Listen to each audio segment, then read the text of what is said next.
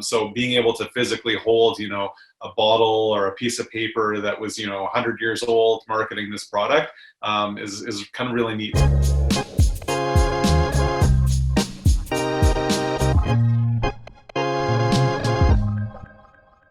Could you introduce yourself and kind of the project that you were working on? Sure. So my name is Matt Cohen. A sort of a ghost sign enthusiast in Winnipeg, and the project that I was working on specifically was painted in light. So I had seen some of the work that Craig had done in the U.S., and he was just finishing up his Adobe residency. So I thought I'd invite him to Winnipeg, and we'd illuminate 5 separate ghost signs all in one night over the span of about 2 hours. The thing about ghost signs is they're really temporal. They mark a point in time, and if you come back in 10, 20 years, they may not be there. So they're always kind of evolving, and if you're not there at a certain point in time, you may not be able to experience it in the same way. So for me, the interesting part about this was being able to illuminate them for a very specific point in time, and then that's it. That's something we won't recreate. It's a bit of a happening. If you just happen to be there or hear about it ahead of time, you got to experience it with other people. But it's kind of a once in a lifetime opportunity. Have there been any major changes to the ghost sign collection in Winnipeg since then?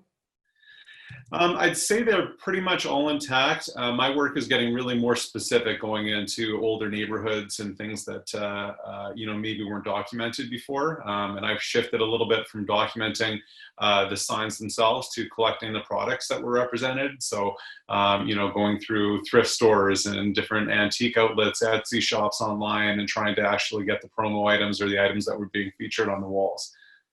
Right.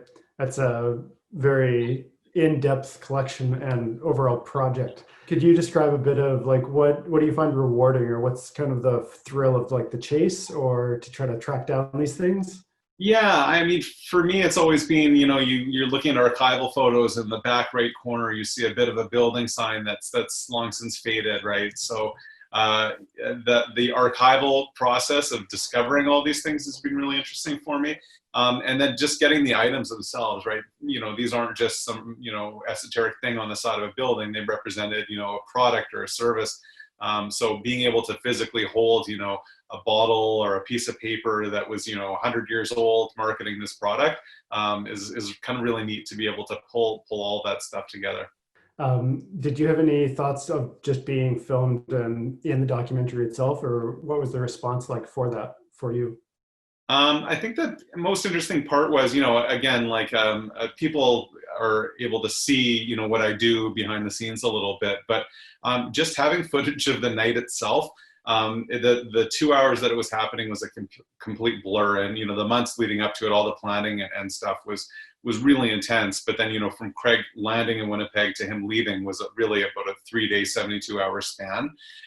So it was great for me to be able to see all the running around and the chaos, and having something to refer back to in the future, right? You don't actually have in big momentous things like this, you don't have a team of 4 or 5 people with cameras filming every second of it. So it's just really cool to be able to look back at this coming together versus just, somebody with a cell phone video of the sign being projected. Yeah, part of what I think is so interesting is that you have this interesting subject matter, and then you keep finding new ways to explore it.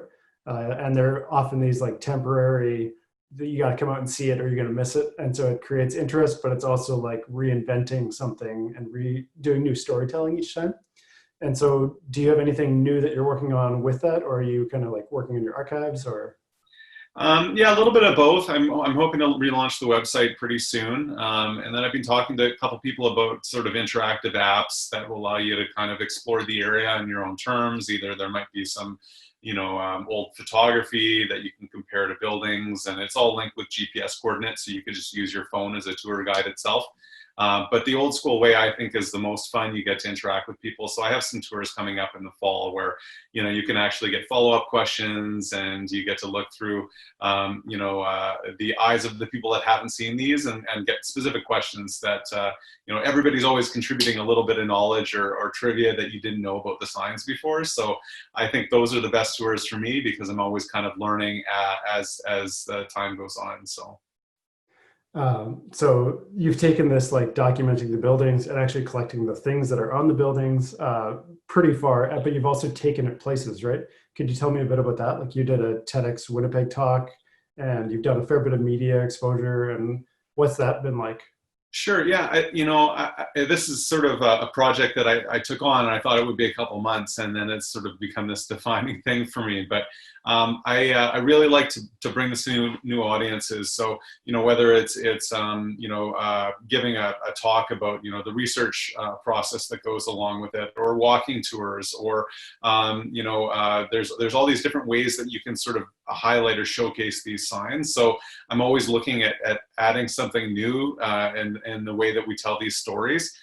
So usually I pick a project every summer and I'm going, okay, well, it's walking tours this year, or I'm going to give a TED talk about the signs, or we're going to illuminate them, or I'm going to work and create an exhibition that will maybe have a temporary gallery showing of all these products. So I try to make these sort of interesting bits of content that you can interact with, but also that they're sort of limited in time. So the walking tours generally don't happen at the same time, so it's not something that you can kind of schedule in every year. Or if there's a gallery exhibit, it's something that you might get for a month and then it won't be there anymore. So again, trying to really emulate the signs themselves with all these little bits of content that you can interact with. Yeah, the temporariness is really interesting because you're taking like an interesting subject matter and then reinventing it, like finding a new way to explore it, but then you can only get it for like a certain day or like one summer and then that's gone again.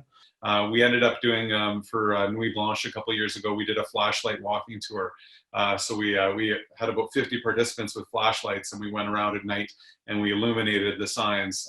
So again, it doesn't always have to be during the day. It can be in the evening, and it's always a happening or fun experience for people. And I think that's what draws me to it, and keep reinventing and re-examining these signs in different ways. Right. Yeah. That's a lot of fun. Well, thanks again for participating and our little bit. We have the film ready for you so you can add it to your archives and Thank you. share it wherever. I'm very excited. Thank you. Thanks for reaching out. All right. Thanks again, Matt. See ya. See ya.